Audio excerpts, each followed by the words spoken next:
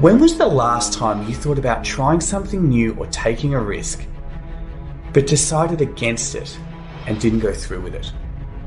Now, there's a good chance you didn't go through with it, not because you were scared of the consequences of that not working out, but you were more scared of what people would say about it not going well.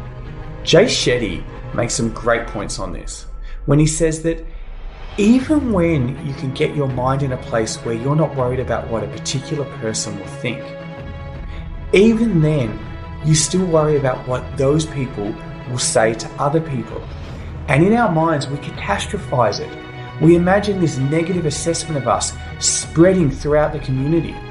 But what's important to remember is that if somebody can have their opinion of you changed by something not working out for you, or somebody else talking about what didn't work out for you, then perhaps you weren't close to them as you thought, and perhaps their opinion and their assessment of you isn't as important to you.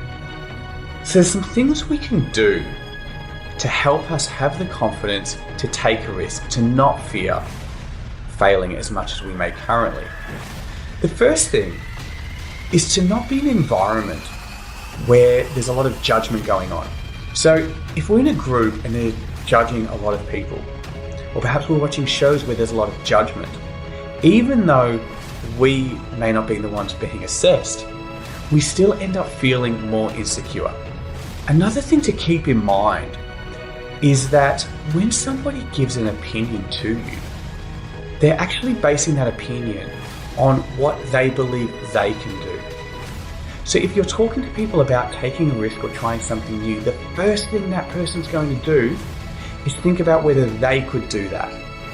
And if they don't believe they could, they're highly likely to come back and advise you that they don't think you can, or maybe this isn't the best idea. So other people's opinions are really often a projection of themselves. People may not understand what you're trying to do. They may get it down the track, but they may not understand it now, and therefore they may be more likely to say, hey, this isn't the best idea, or we're concerned about you doing this.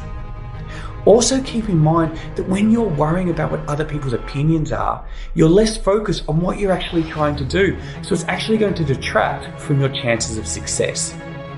We put so much energy into maintaining our personality and the way people see us, but we don't need to.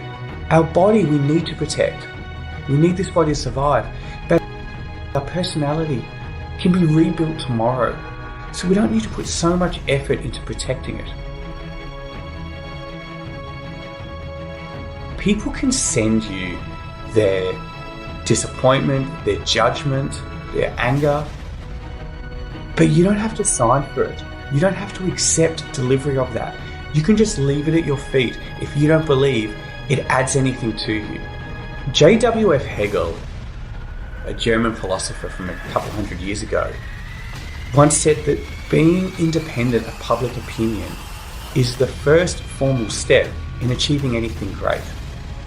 So just keep in mind that other people's opinions don't impact you unless you let them in.